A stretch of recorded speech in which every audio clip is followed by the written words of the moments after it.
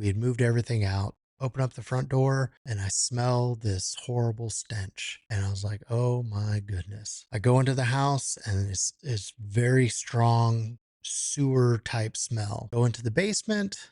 Lo and behold, the sewer backed up into the basement. And so now I was at the house the day before and it was fine. Everything was perfectly fine. The morning of closing, I got sewage in the basement. And so, of course, I'm in a panic.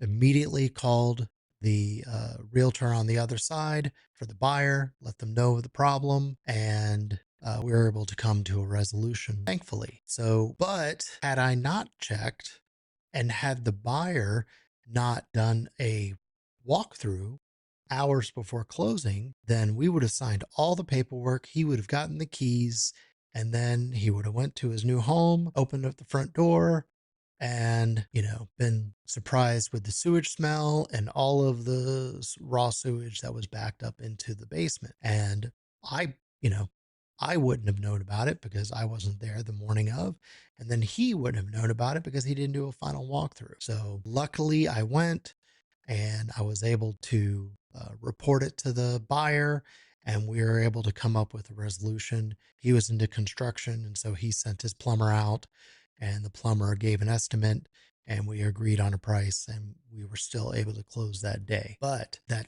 I tell that long story because it is so important to do your final walkthrough as close to closing as possible.